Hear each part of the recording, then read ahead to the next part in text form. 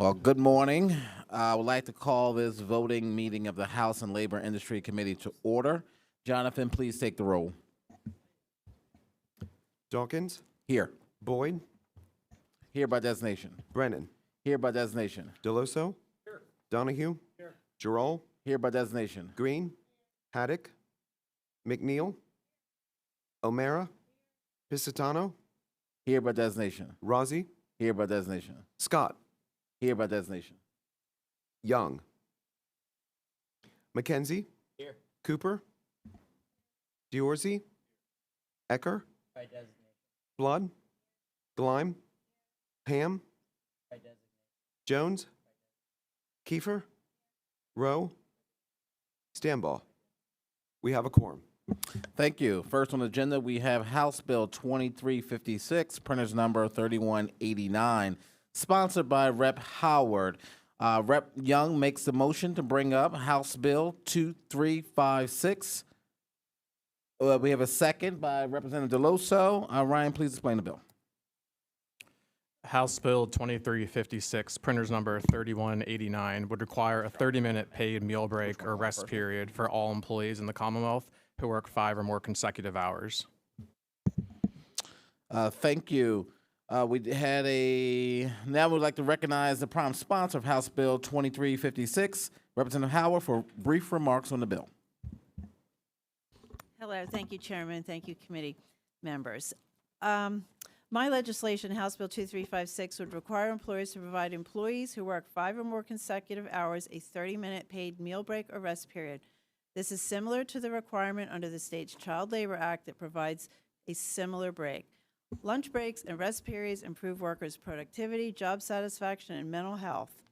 Surveys have found that employees who take a lunch break every day report higher engagement based on metrics such as job satisfaction, productivity, and likelihood to recommend working there to others. 21 states already require a meal period, and 9 states require rest periods.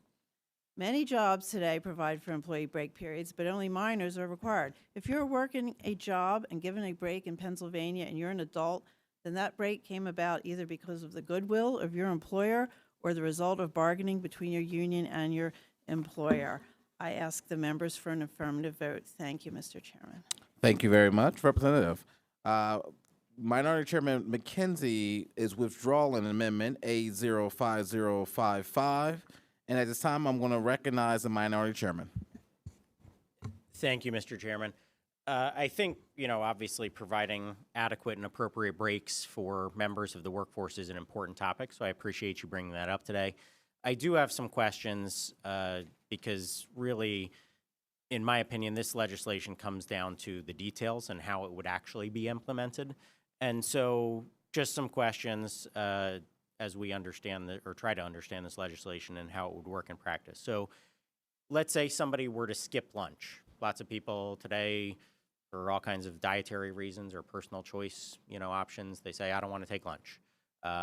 They would prefer to work straight through. So what would happen for an individual like that? Could they just clock out because they're paid? They're owed half an hour of pay for a lunch break that they're choosing as an adult individual. They're choosing not to take that. So would they just be allowed to leave half an hour early, or how would that work? Well, employers certainly still have authority over how they can structure their workday. We're probably all familiar with our district office staff and their regulations about that. You take your lunch time between certain hours. You're not allowed to just skip your lunch and leave early. So you get your break in the middle of the day and you take it and you work till the end of the day. So there's certainly room for employers to structure a workday to accommodate the break, and they don't have to allow you to just skip it and leave early. Okay. I mean, that's certainly not included in this legislation. So again, that seems like a gray area that would need to be cleaned up because some individuals would have a 7.5-hour workday. That's what they're paid for. If they choose to take that break in the middle of the day, they can. Some now at the end of the day, want to leave early if they don't take that break. So that is definitely not addressed in this legislation, and I think would need to be cleaned up to understand how that would actually work in practice. Because again, if an individual chooses not to take that work break, let's say they have personal family obligations, they want to pick their kids up from school. They may want to skip lunch, so that they can get home earlier. Your answer would not allow for that. And so I think we're taking something away from a worker. So that's a concern. Another example, and I have two more. I mean, the second one is, it's more than 5 hours. Individuals in the restaurant and lodging industry, let's say a bartender may go into work at 8 o'clock, work till 2 a.m. There's no real meal time during that period that they would want to even take a meal, potentially. They may prefer to continue working and make more money. That's how they make their money, is by serving people and earning tips. You would now be taking that opportunity away from them. Is that correct? Well, it's not just a meal period, it's a rest period as well. So Okay. someone who, for instance, is on their But feet. so you would working- mandate that somebody would have to take a break and therefore reduce their income? Yes. Okay, that's a problem. The final thing, we heard from home health care workers who are in situations that are maybe not as flexible as other work environments because they're caring for an individual, and having that mandated break period would be a problem in that situation as well. So I would just say this, I think, again, we want to make sure that people, if they want to take a break, they're an adult, if they want to take that break, I think they should be allowed to do that, obviously. I gave just 3 quick examples that we came across in a very short period of time after talking about this legislation that run counter to exactly what is in this bill. And so that's problematic for some pretty significant portions of the industry or industries. And so at this point, I just don't think the legislation is ready for prime time. I would encourage a no vote, but happy to continue discussions. Thank you. Thank you. Thank you. Is there any other questions? All right. Seeing none, I want to just thank the representative for bringing this legislation forward. Based on those examples, I would always make it clear for all the folks maybe watching, as adults and in the workplace, you also have bathroom breaks. You also have rest breaks. You also have other breaks you're going to take during your shift. We shouldn't look at that as a penalizing measure, considering that folks may have to use the restroom during their shift. If you're a bartender, I'm sure they take breaks during those shifts. Does it mean I'm going to maybe miss a tip while I'm in the restroom? Possibly. But that's part of you being a human being and having to use the restroom. So I don't want us to kind of go down that rabbit hole assuming that we're somehow penalizing an employer because someone has to take a bathroom break. So want to make that clear on the record. But if I don't see anyone else here, I'm going to move forward. We're going to call the roll, Jonathan. I'm going to ask all members to vote in the affirmative.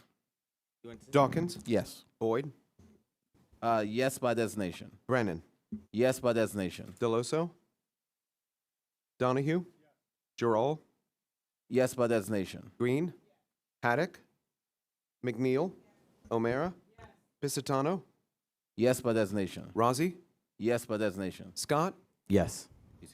Young, McKenzie, Cooper, Diorcy, Ecker, No by designation. Flood, Gleim, Ham, No by designation. Jones, No by designation. Kiefer, Rowe, No by designation. Stambaugh. No by designation. The bill passes. Thank you. House Bill 2356 is reported as committed from the House and Labor Industry Committee. Next on the agenda, we have House Bill 2360, printers numbers 3200, sponsored by Representative Donahue. I have a motion by Representative Haddock to bring up House Bill 2360. Thank you. And a second by Representative Green. Ryan, please explain the bill. House Bill 2360, printers number 3200, would require construction contractors to register with the Office of Attorney General's Bureau of Consumer Protection in order to do business in the industry within the Commonwealth. Thank you. I would now like to recognize the prompt sponsor of House Bill 2360, Representative Donahue, for a few brief remarks. Thank you, Mr. Chairman. My legislation, HB 2360, will foster transparency in Pennsylvania's construction industry and help level the playing field for responsible commercial construction contractors who operate with integrity and follow the state's laws and regulations.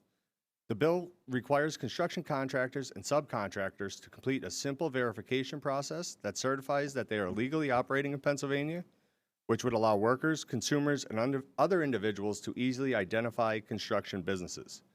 A similar requirement has been in effect since 2009 for all home improvement contractors in Pennsylvania.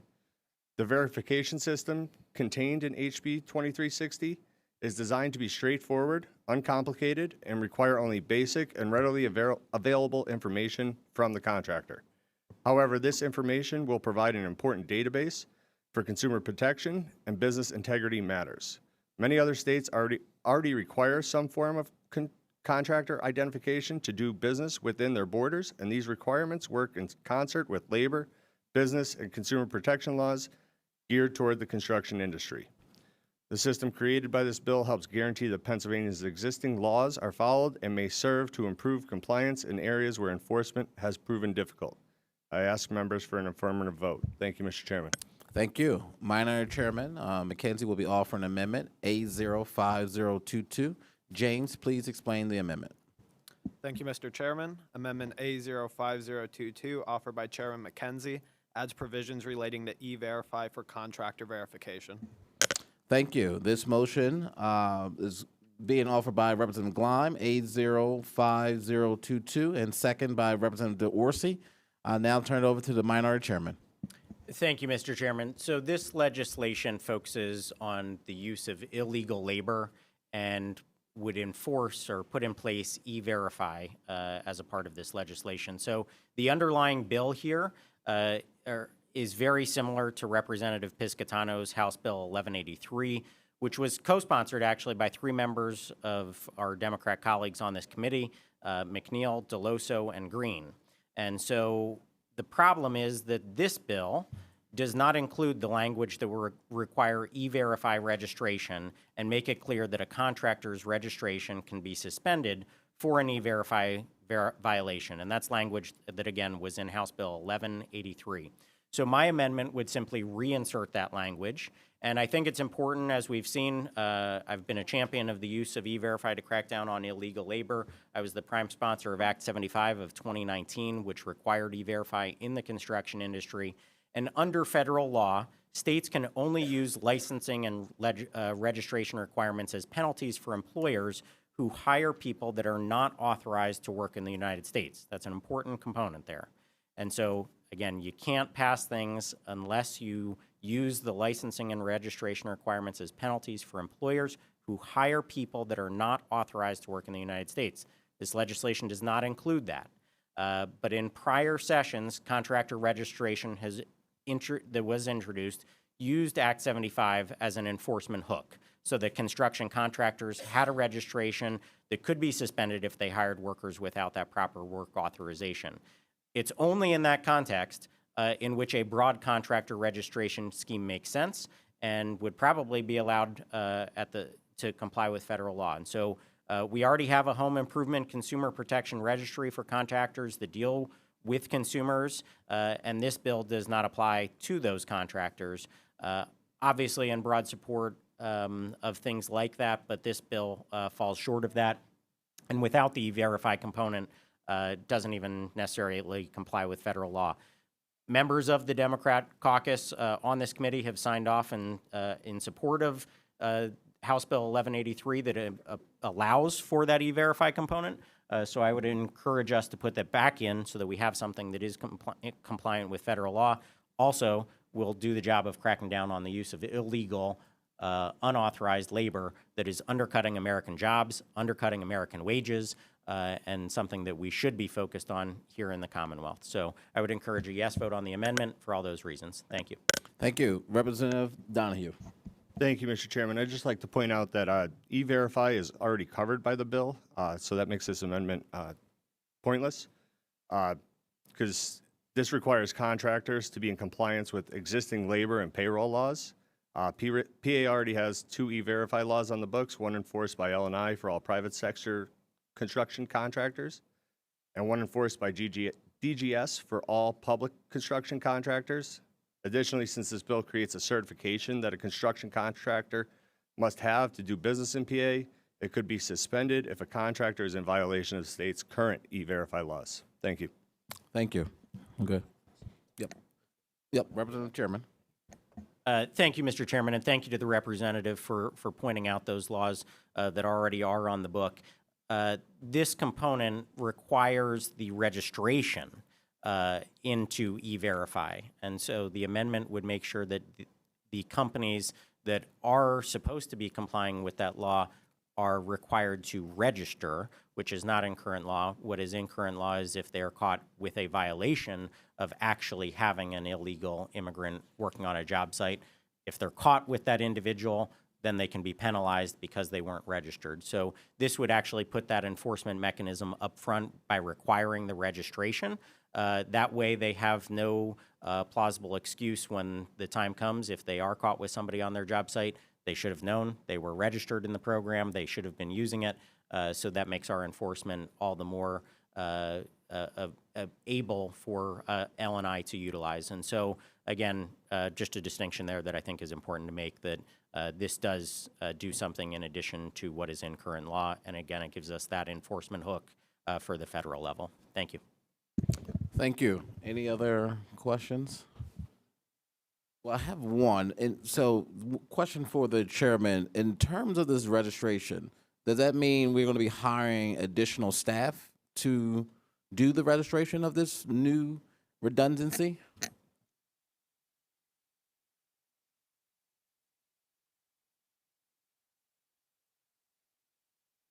So the amendment that's offered here today does not require the additional hiring of new employees, although I would be in support of that for this particular reason of enforcing E-Verify. That would be something that would be considered in a budget. This is just simply requiring the documentation that is enrolled in the program. So at that specific point in time, there has not been a violation. They have not necessarily hired somebody illegally, and so there isn't necessarily an enforcement requirement or additional burden placed on them to check that registration at that time. Again, the violation in law occurs once that they have been reported and found to have the illegal labor. If they have not done the documentation, which this amendment would require, then you could much more easily enforce the law, which is already on the books. So we will be requiring workers to do additional work without giving them additional pay. Employers. Based on, or No, employers. employers. They're still workers. So the amendment would require, and I think this is something that we want to require employers when they hire new people to verify their legal status to work here in the country. That's the point of it. Yes. So we want do that employers already, to though, do correct? the right thing. This- This is requiring them Just one moment. to register one in the moment. program. Do we currently have E-Verify on the books that does exactly what you're asking? Yes or no? So Yes or no? This is a quick yes or no question. the amendment will add a mechanism Thank you for very much. enforcement. Thank you very much. I will ask members to oppose the redundancy. Again, I believe we thought we want a smaller government to be more efficient government, but we're asking government to continue to blow up and do additional things that we already do. To crack So down on wrongdoers? You're Yes. not in session. So let's call the roll. Thank you. Jonathan, call the roll. Dawkins, No. Boyd, No by designation. Brennan, No by designation. All Democrats are voting in a no. McKenzie, Yes. Cooper, Diorsi, Ecker, Yes by designation. Flood, Gleim, Ham, Yes by designation. Jones, Yes by designation. Kiefer, Rowe, Yes by designation. Stambaugh. Yes by designation. The amendment fails. Thank you. Is there any discussion on the bill?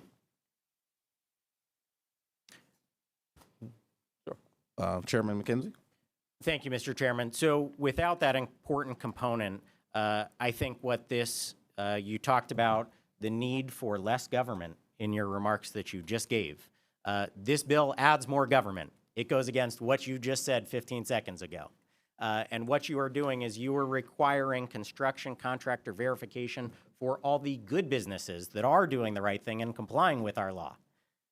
We tried to expand it to crack down on the wrongdoers. We tried to make sure that those that are hiring illegal labor in this country are found guilty of it and we have the enforcement mechanisms to do that. Without that amendment, all you're doing is adding this to those that are doing the right thing in our system, and again, goes against what you just said 15 seconds ago about wanting to not expand government. So for those reasons, I think this is not necessary at this time and not properly crafted to actually go after the wrongdoers.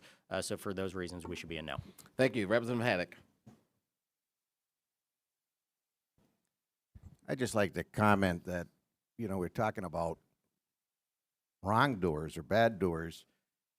If you're a consumer in Pennsylvania and ever hired a contractor in a busy season, sometimes you're just glad to get somebody to show up and do work.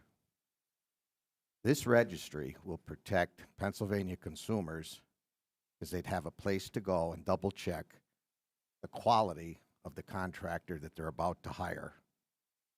And I think we should protect consumers in the state of Pennsylvania. Thank you. Thank you. Well, seeing none, I'd just like to piggyback that and thank the prompt sponsor for introducing this bill. Currently, Pennsylvania has a law that requires home improvement contractors to register with the Office of the Attorney General, and this legislation would expand similar requirements to commercial contractors. I would urge all members to support this legislation. And Jonathan, please call the roll. Dawkins, Yes. Boyd, Yes by designation. Brennan, Yes by designation. Deloso, Donahue, Gerald, Yes by designation. Green, Haddock, McNeil, O'Mara, Piscatano, Yes by designation. Rozzi, Yes by designation. Scott, Yes. Young. McKenzie, No. Cooper, Diorsi, Ecker, No by designation. Flood, Gleim, Ham, No by designation. Jones, No by designation. Kiefer, Rowe, No by designation. Stanball. No by designation. The legislation passes. Thank you. House Bill 2360 is reported as committee from the House and Labor Industry Committee. Next, we have House Bill 2412, printer's number 3310, sponsored by Representative Deloso. Is there a motion? A motion by Representative Scott to bring up House Bill 2412, second by Representative O'Mara. Thank you. And Ryan, please explain the bill. House Bill 2412, printer's number 3310, requires the Department of Revenue to share state tax information with the Department of Labor and Industry for the purpose of worker misclassification assessment and enforcement. The bill also establishes the Interagency Employee Misclassification Working Group to coordinate enforcement activities. Thank you. I would like to offer Amendment A05091. Ryan, please explain the amendment. Amendment A05091 makes two changes to permit rather than require the sharing of state tax information. Thank you. Representative O'Mara brings up or adopts the amendment A05091, second by Representative Haddock. Is there any comments on the Representative McKenzie? So on the amendment, just a question, because there is already an MOU, memorandum of understanding between L&I and Revenue, which is a good thing. So they are already sharing some information and working together. The amendment takes away the requirement that they shall do that and makes it a may. So why, if we want to do this, why do we want to make it that they could end this MOU instead of legislatively actually requiring what they're seemingly already doing to make sure that they continue to do that in statute? Yes, the department actually requested this to have the flexibility. Okay, I would just say this. I mean, if the amendment goes in, then I guess the overall bill, again, kind of seems redundant, seems totally unnecessary because they are already doing it. So I guess that's probably why they do it, because it's going to mean ultimately no change in business at the end of the day for them. So if we want to give them the ultimate flexibility, I think what we should actually do is probably wait until we actually have a definition of misclassification and then put that statute into effect, so right now this whole bill kind of puts the cart before the horse here. So I think the amendment doesn't even do what we want it to do, and ultimately the bill becomes unnecessary at that point. So I would just encourage a no vote on the amendment. Thank you. Thank you. Any other discussion? All right. Seeing none, I will urge all members to support this amendment. Jonathan, please take the roll. Dawkins, Yes. Boyd, Yes. Brennan, Yes. Deloso, Donahue, Gerald, Yes. Green, Haddock, McNeil, O'Mara, Piscitano, Yes by designation. Rozzi, Yes by designation. Scott, Yes. Young, McKenzie, No. Cooper, Diorsi, Ecker, No by designation. Blood, Gleim, Ham, No by designation. Jones, No by designation. Kiefer, Rowe, No by designation. Stambaugh. No by designation. The amendment passes. Thank you. Is there any discussion on the bill? Representative McKenzie. Yeah, just to reiterate, with that amendment adopted, this really ends up not doing what we would ultimately want to do in terms of enforcing misclassification. Again, because we don't have a definition of misclassification that was adopted by the General Assembly, therefore we don't know what we're actually after. Once you make it a may, it's basically what they're already doing between L and I. So really gives them no additional enforcement powers or ability. So kind of makes this whole piece of legislation moot at this time. So I would encourage a no vote. Thank you. Representative Deloso. Thank you, Mr. Chairman, and thank you for allowing me to bring this bill forward. It's not, as the minority chair purports it to be. You know, we are establishing a working group. We are encouraging and requiring the exchange of information between agencies in order to further expose misclassification in the construction industry and frankly in every industry. This is a workers' bill. This is a bill that will hopefully protect someone who didn't just buy a job. And the reason I say that is because many of our misclassified employees fail to be identified as employees because of interagency non-communication.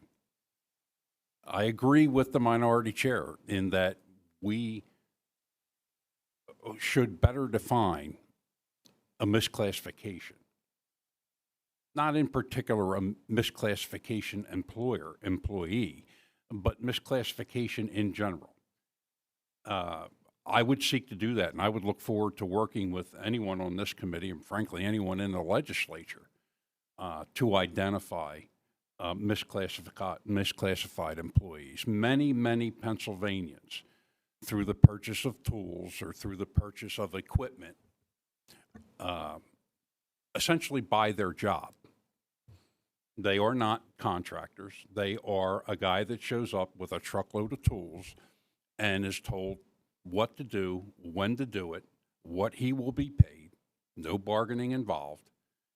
And by virtue of owning all the tools of his craft, he is identified as a contractor. Now, we don't do that to automobile mechanics, for the most part, right? You work in a car dealership, you're a mechanic, you have $35,000 worth of tools that you accumulate. Your employer doesn't own those tools, you own those tools. So essentially, you bought the tools of your craft. Now, does that make you an employee, or are you misclassified as a contractor? So the question begs, at what point when I bought my job am I being misclassified as a contractor? Now, this working group, through the exchange of information, should hopefully further identify misclassification. For example, I bought a dump truck. I show up every day at the job. You tell me when to be there. You tell me what I'm going to do and who I'm going to do it for. Did I buy my job when I bought the truck, or did I buy an independent business? All I did was show up with the tools of the trade. Now, you don't work for Boeing or General Motors as a mechanic and show up with your own tools. The company buys everything. Therefore, they are clearly defined as employees. So, this is a bill with the exchange of information, especially the monetary information, where we can further classify employees versus contractors. And, it's a step in the right direction. Would we love to convene a group and further classify misclassified employees? Absolutely. But we can't get there in one bite of the apple. This helps us get there, and I would encourage a yes vote, and hopefully we can get some people out there that are being denied access to workman's comp, unemployment compensation, that are avoiding the Pennsylvania Department of Revenue, and unscrupulous employers be further identified and make Pennsylvania a better place to work as an employee and not just as an equipment owner. Thank you, Mr. Chair. Thank you very much. Representative Scott. I'd like to thank my colleague from Delaware County for always courageously standing up on behalf of his fellow brothers and sisters in the labor movement and on behalf of all workers in the Commonwealth of Pennsylvania. Also like to thank my chairman, Chairman Dawkins, for bringing up these bills, because the workers in Pennsylvania haven't seen this level of attention paid to them in such a long time. I've only been here for a few months, but it's my understanding that worker misclassification isn't a new term in this body and in this chamber. In fact, worker misclassification is a nationwide problem that affects not only people negatively in Pennsylvania, but across this country. It also has a negative impact on workers' compensation and unemployment compensations funds. Worker misclassification occurs when contractors treat certain employees as independent contractors, and this is done often to reduce payroll and to exploit unregistered and unqualified workers. Deliberate misclassification by unscrupulous contractors also creates an uneven playing field for responsible contractors, those that follow the rules and do so properly, that classify their workers. But it also lowers industry standards. So how does misclassification exploit workers? I'm glad you asked. Misclassified employees are denied critical benefits and protections that they are entitled to by law, such as a minimum wage, overtime compensation, family and medical leave, unemployment insurance, and safe workplaces. It doesn't just harm at the state and federal level, it also harms at the local level as well. Employee misclassification by a contractor means that the company keeps money that belongs to workers and the government. Misclassification generates substantial losses from federal and state governments in the form of lower tax revenues, as well as losses to state unemployment insurance and workers' compensation funds. Misclassifying a worker as an independent contractor harms and exploits not only that worker by withholding their rights to their legitimate employees enjoy, but it also harms taxpayers. I'd also like to add, Mr. Chairman, that worker misclassification is also a crime. Contractors who bid and win jobs promising to pay their fair wages and benefits, but misclassifying workers to reduce costs and increase profits, are also committing tax fraud. Attorney generals and local district attorneys all over are starting to charge and convict unscrupulous contractors who misclassify workers. So I'll end where I started, that this isn't just a Pennsylvania problem, it's a national problem. We know about it, and I look forward to working with the author of this legislation on defining worker misclassification, because I also agree with the minority chairman. It's time to move this ball forward and get this definition codified by law. Thank you. Any other questions? All right. Well, I want to thank the maker of the bill, and I want to urge all members to support this bill as we continue our efforts to implement the unanimous recommendations made by this joint task force on misclassification. And just for for the information of the members, the recommendation that they made was for the Pennsylvania General Assembly to authorize the Department of Revenue and the Bureau of Workers' Compensation and the Bureau of Labor Law Compliance to share that data, in addition to existing authority to share data with the Office of Unemployment Comp Tax Services for the purposes of investigating employee misclassification, the exact reason why we're doing this. So I would urge all members to vote in affirmative. And Jonathan, please take the vote. Dawkins, Yes. Boyd, Yes by designation. Brennan, Yes by designation. Deloso, Donahue, Gerald, Yes by designation. Green, Haddock, McNeil, O'Mara, Piscitano, Yes by designation. Rozzi, Yes by designation. Scott, Young, McKenzie, No. Cooper, Diorsi, Ecker, No by designation. Flood, Gleim, Okay. Ham, No by designation. Jones, No by designation. Kiefer, Rowe, No by designation. Stambaugh. No by designation. The bill passes as amended. Thank you. House Bill 2412 is reported as amended from the House and Labor Industry Committee. Last, we have on the agenda, we have a House Resolution 451, printer's number 3169, sponsored by Representative Khan. There's a motion to bring up House Resolution by Representative Green. Resolution 451, second by Representative Deloso. Ryan, please explain the resolution. House Resolution 451, printers number 3169, designates June 17th through June 23rd, 2024 as Sanitation Workers Week in Pennsylvania. Thank you. We had Representative Khan here, so I'm going to let Representative Green is here. Green. Oh, you want to speak on behalf? So I'll recognize Representative Green. I'll come back to you. Go ahead, Representative. Representative Khan was here, but apparently he had to step out of the room. It was a pleasure to go to represent and hand a citation over to the Department of Sanitation one day last week with Rep. Khan and myself.